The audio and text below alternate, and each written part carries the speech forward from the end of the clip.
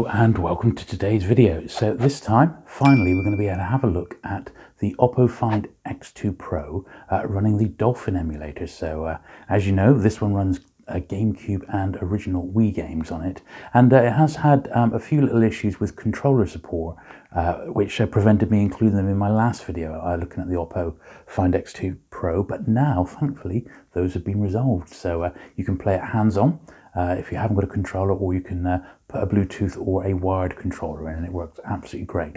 So we'll start off with the Gamecube first of all, and we'll have a look at Bloody Roar. So we'll just have a quick blast on the arcade mode of this one. Now I've got the sound turned quite low because the speakers on the OPPO Find X2 are unbelievable. I mean, almost deafening, so fantastic. Often you find you don't need to put these over to a Bluetooth speaker. They just play great. So let's have a look and see how this gets on.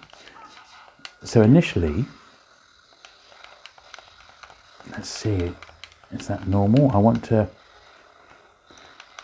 pick up to see if we're getting any sort of sound lagging. And I think we are.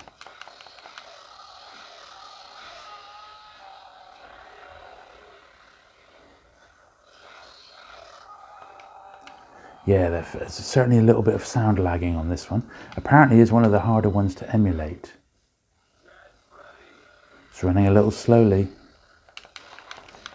So that's interesting. So first one we tried then, even with all this power, we are getting a little bit of slowdown on it. And I'm quite surprised at that because we don't tend to get a lot of it, but it's interesting none the same. So look, it's slowed down almost completely now. And it's not just the sound, it's the actual gameplay as well. So Bloody Roar on the Gamecube, look at that, it's struggling a little bit. Interesting. Well, let's try another one. So Mario Kart, Gamecube Mario Kart plays absolutely fantastic. I mean, fantastic. I've just not had any sort of slowdown at all on this one. So you have to think that the Dolphin developers have basically optimized what is obviously going to be one of the most popular games on the system. Maybe they've just not got round to Bloody Roar yet, that first one that we looked at. But as you can see, this one plays fine.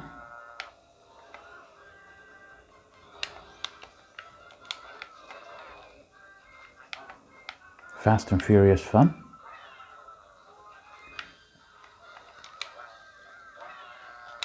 Oh no, I'm in fourth. Yeah, so this plays, I mean, perfect, absolutely perfect, as if it was on the Gamecube itself. Really, really great. So I could say Mario Kart, yeah, plays fine, but we need to test a few more games here because I think this is just, maybe this isn't pushing the system quite far enough yet, so let's try something else. This is Legend of Zelda, the Windwalker. I have high hopes that this one's going to play well. Seems alright. You look around with the bottom sort of analog keyboard, crosshairs, and the top one sort of moves you in the direction that you want to travel.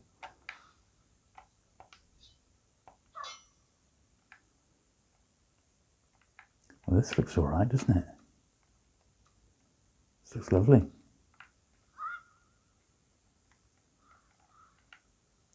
Got that beautiful, oh, we're straight into the action. Got that beautiful sort of cel-shaded animation style.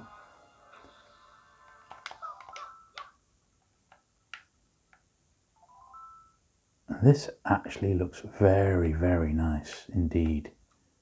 This is lovely. My little map there, showing me where I am. And that's the way I've come. So let's have a little look around here. I think I need to be going over here. Possibly, do I need to break these?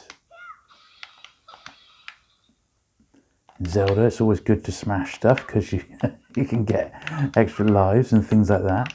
I'm guessing there's a key or something to get out the door. Oh, it's been a while since I played this one. Literally since it came out. I don't think I played it since then. I remember getting quite a way into it, but cool, that was a long time ago now. Anyway, as you can see, this looks and plays absolutely beautifully. So this is one you're going to want to try. So yeah, Legend of Zelda Windwalker. Wow, this looks great. I think this is one you're going to enjoy for sure. This is Wave Race Blue Storm. I do like sort of these style of games. I found this one quite tricky compared to, say, the N64 version. Yeah, controls quite sensitive and not 100% clear where you're supposed to go, as you can see. But it plays absolutely fun and fine, and the trick is just not to go too fast, I think, because that is the mistake you can make. You can't miss any more buoys.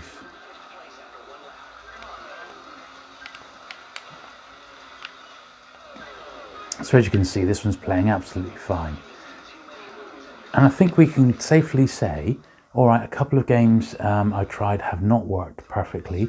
Bloody Raw, and I didn't get time splitters to play that well. It had that sort of jittering, but that's just a bit of optimization required. But in a lot of cases, most of the games I've tried just play great off the bat. So now let's have a look at some Wii games. So Tatsunoko versus Capcom Ultimate AllStars. This is a nice Wii beat 'em up. Now, after my recent success not being able to use controllers on this, I'm not going to push, not going to tempt fate, but I do own an original Wii and I still absolutely love it. But apparently you can sync a Wii Mote, an original Wii controller, to your Android phone and play these games on your phone using a Wii Mote, which is incredible, isn't it? So it may be an experiment for the future. Maybe we'll have a go at the Wii Sports game, see how we get on, because that was always great, wasn't it? Okay, but you can't beat a good beat 'em up. So one of the first things I noticed is, of course, we're in widescreen now. We're in the 16:9 screen ratio. Now, I don't know if I chose two good characters or not, to be honest. I don't think I did. But, oh, there's a little glitch there. There was a bit of a freeze up, wasn't it? Just for a nanosecond. On the whole, it's playing pretty good. My character is responsive. No sort of delay here. Nice colourful screen. I'd say this is a pretty good emulation here, actually. I'll swap my character out. There we are, it's back again. Is that Speed Racer? Not sure. It seems to be playing alright, this one.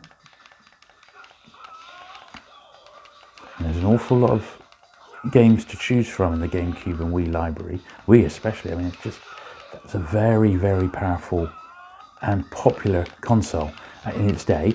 And there's hundreds, thousands of games almost for it. I think there is over 1,000 games for the Wii, not quite so many for the Gamecube. But I think we can safely say that this one seems to be playing really well, and yeah, I'm pleased with that. Let's have a look at another Wii game. Yeah, Metal Slug Anthology is certainly one which is great value because it's got all the classic sort of Metal Slug games all into one. Certainly some play better than others, but I think they're all really good fun, and you sort of know what you're going to get with these, which is great. If you just want a quick blast or something, this is the way to go.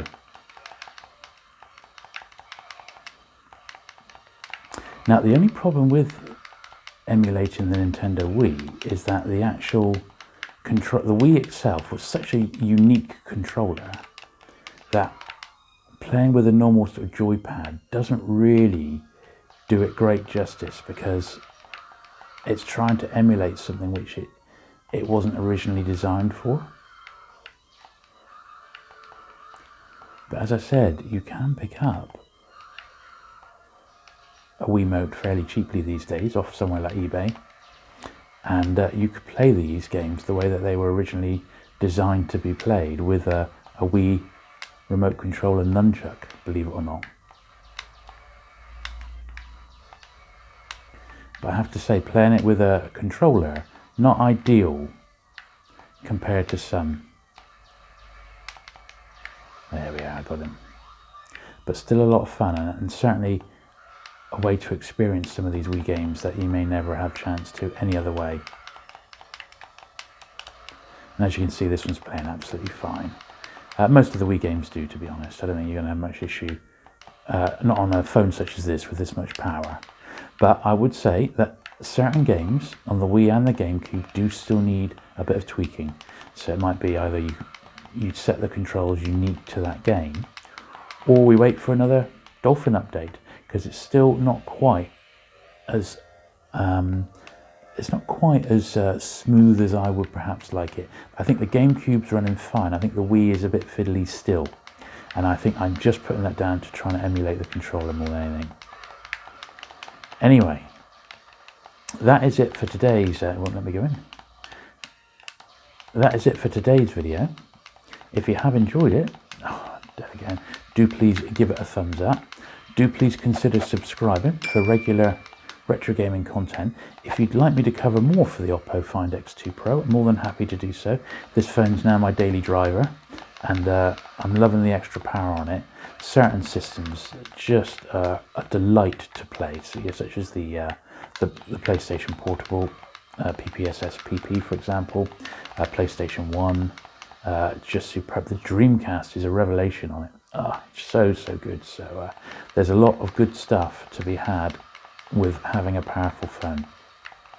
Anyway, thank you for watching today. Do please hit that subscribe button if you want more of this sort of content, and I shall look forward to seeing you again very soon for some more retro gaming on the OPPO Find X2 Pro. Bye.